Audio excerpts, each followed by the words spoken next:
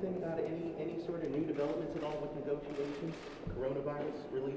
No, it's interesting, though, that the president has said publicly what we know in the room, and that is that the obstacle is the state and local government. State and local government meets the needs of the American people.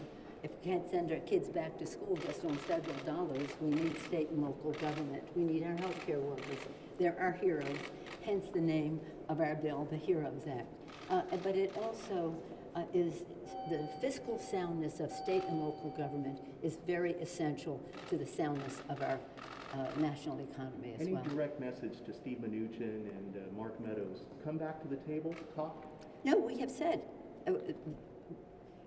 we'll meet you halfway. We've said we'll come down $1 trillion, you go up $1 trillion, then we can negotiate how that money is spent. That's always been our standing order for 1 week now, since we left the table last Friday. Mr. Mnuchin, Mr. Secretary, called this week and said, can we sit down and go over this? I said, when you are ready to have come down $1 trillion. So, I mean, we'll come down, you go up $1 trillion. But they resisted that. They have a hang-up about state and local government. The president even said today, we're not bailing them out, or was it yesterday, reported today, we're not bailing them out. Bailing them out. What's really important to note about that is that when you don't support state and local government to recognize the money that they have spent to fight the coronavirus, when you're not recognizing that and giving money to investing in that effort, you will have people laid off or furloughed. Right now, 1.5 million public employees have been laid off, and they'll project maybe 3.5 million more will be laid off. They go on to unemployment insurance. So you're not saving any money.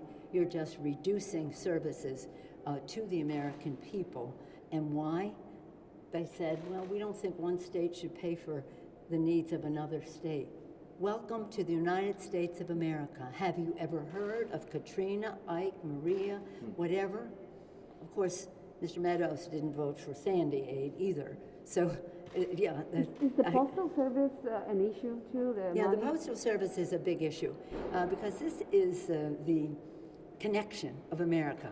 Benjamin Franklin, the Constitution of the United States, recognizes the importance of the Postal Service and Congress's role in establishing it and the postal roads, as it says in the Constitution. The president, and just in terms of the pen, is always important. In 2019, 1.2 billion prescriptions were delivered by the Postal Service, many to seniors. Almost all of the veterans' health prescriptions were delivered through the Postal Service. 2019, before the coronavirus. Now with the coronavirus, all the more need for the Postal Service to be funded. One piece of it that the president has decided to undermine the whole system on is what it means to the elections. Again, the Postal Service, in this time where people have to choose between their health and their vote, Postal Service is election central. And the Kamala Harris, the Kamala Harris issue that she's not American, that she's not eligible to be a vice president. Why would you even talk about that? You know, he is just taking attention away from the fact that he's been a total failure in addressing the coronavirus challenge in our country. So he talks about that, you ask about that. Let's ask about why so many people have been infected since we passed our bill 91 days ago. 3.25 million, no, 3.75 million people have become infected because they paused. They said, we're going to pause. 77,000 people have died because Mitch McConnell said, we're going to pause. Let the states go bankrupt. So let's talk about that rather than the silliness.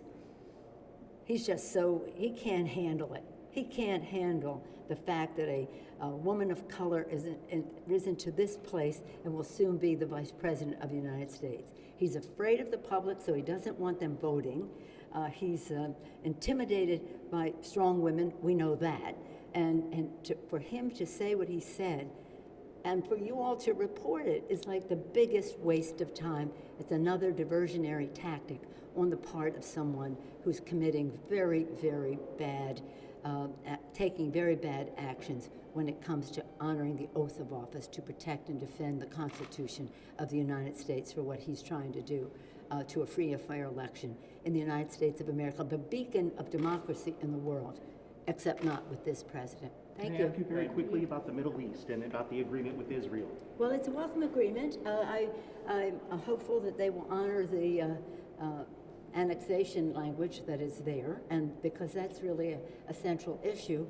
In my statement, which you may have, I talk about what we passed in the House in a very strong bipartisan way for a two-state solution that also talks about annexation. So I would hope that that would be honored, because that would be a substantial signal that people are serious about peace. But it is a welcome, just the fact that they will, I think, exchange ambassadors and the rest. It's exciting. Thank you, Madam. Thank you Thank you. very I much. appreciate it. Thank you. No.